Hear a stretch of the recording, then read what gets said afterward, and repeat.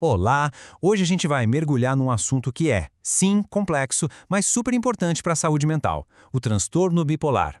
A ideia aqui é a gente desvendar juntos o que são esses extremos de humor e como eles se manifestam num verdadeiro espectro de experiências. Para a gente organizar nossa conversa, vamos seguir esse roteiro aqui. Primeiro, o que é o transtorno bipolar, né, o básico.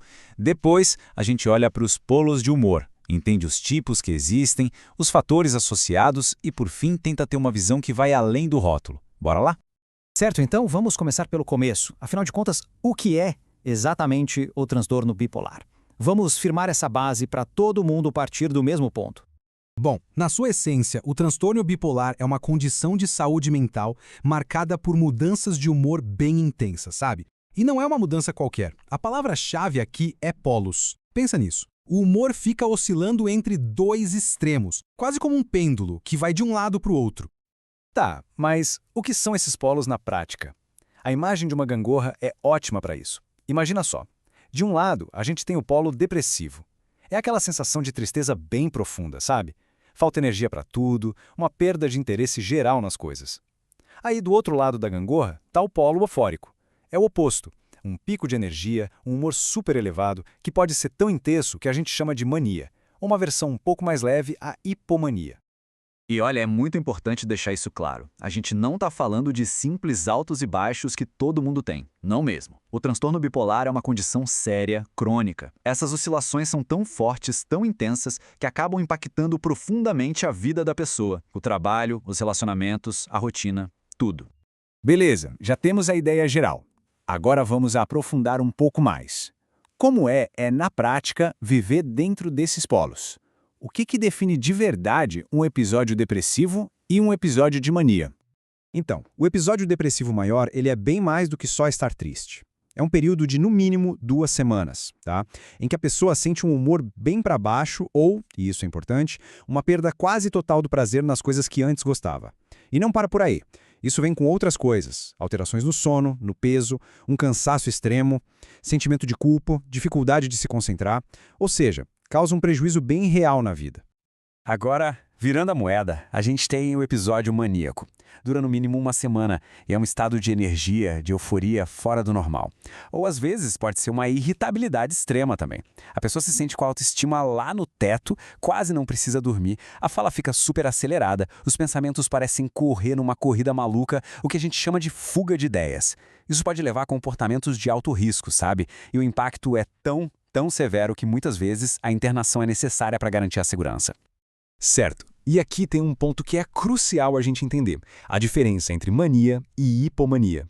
Pensa na hipomania como se fosse uma prima mais leve da mania, ok? A duração é menor, a intensidade também, e o impacto, apesar de ser notável, não chega a ser grave a ponto de precisar de internação. Guardar essa diferença é fundamental para o que a gente vai ver agora. Exatamente por isso. Essa distinção nos leva direto para uma ideia central. O transtorno bipolar não é uma coisa só, uma caixa fechada. Na verdade, é um espectro, com jeitos bem diferentes de se apresentar. Vamos começar com o tipo 1. O que define o bipolar tipo 1 é ter tido pelo menos um episódio de mania. Mania mesmo, aquela intensa que a gente falou. E o curioso é que, mesmo que a pessoa nunca tenha tido uma depressão profunda, só a experiência de mania completa já fecha o diagnóstico. Já no bipolar tipo 2, o cenário muda. Para esse diagnóstico, é preciso ter tido pelo menos um episódio de hipomania, a versão mais leve, e, obrigatoriamente, pelo menos um episódio depressivo maior. O ponto-chave aqui é: nunca houve um episódio de mania completa. E temos também o transtorno ciclotímico. Pensa nele como uma flutuação de humor mais sutil, mas que é crônica, persistente. Por pelo menos 2 anos, a pessoa tem vários períodos com sintomas que lembram hipomania e depressão, mas eles nunca são intensos o suficiente para serem classificados como episódios completos. Ok, a gente entendeu os tipos. Mas aí vem a pergunta, né? O que causa isso tudo? E será que o transtorno bipolar costuma vir sozinho? Vamos agora olhar para o cenário completo. Olha, não existe uma única causa. É mais como uma receita com vários ingredientes. Tem um componente genético forte, o risco familiar. Os distúrbios do sono são pontos supercríticos, funcionando como sintoma e gatilho. Eventos estressantes podem ser o estopim para uma crise, e até o nosso jeito de pensar, como ser muito perfeccionista ou se criticar demais, parece que também contribui. E aqui tem um outro ponto fundamental. O transtorno bipolar raramente anda sozinho. É muito comum ele vir acompanhado de outras condições, o que a gente chama de comorbidades. Transtornos de ansiedade, uso de substâncias, TDAH, tudo isso pode aparecer junto, o que torna o diagnóstico e o tratamento um desafio ainda maior.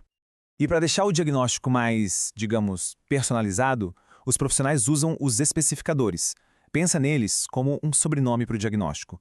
Eles ajudam a detalhar se tem muita ansiedade junto, se os sintomas se misturam, se as crises mudam muito rápido. Isso tudo ajuda a entender melhor cada caso e a direcionar o tratamento. Ufa, a gente passou pelas definições, os tipos, os fatores. Agora, vamos tentar juntar todas essas peças. A ideia é construir uma visão mais ampla, mais humana, sobre o que realmente significa viver dentro do espectro bipolar. Se a gente tivesse que resumir tudo numa ideia central, seria essa aqui. No fundo, um transtorno de extremos.